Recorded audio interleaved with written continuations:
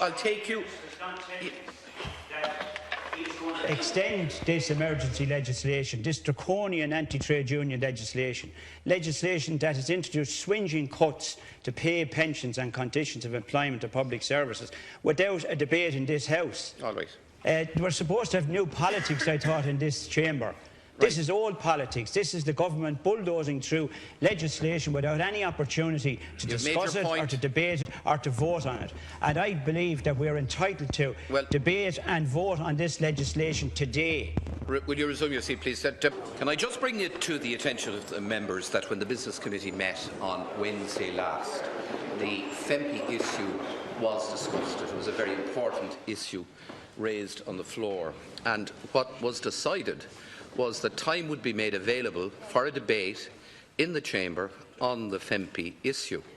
It was further indicated that the Dáil would sit on Friday next and on the following Friday, and that, if necessary, on either or both of those days, time would be provided for a debate on the FEMPI legislation.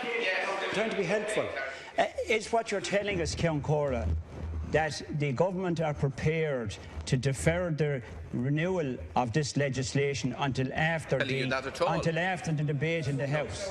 Is that what you're telling us? I'm not telling you that, but what are you telling us then?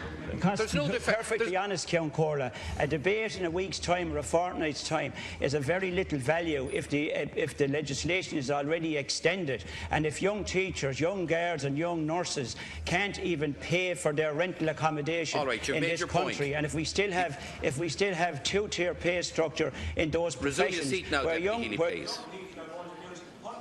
Resume your seat, Deputy Healy, please.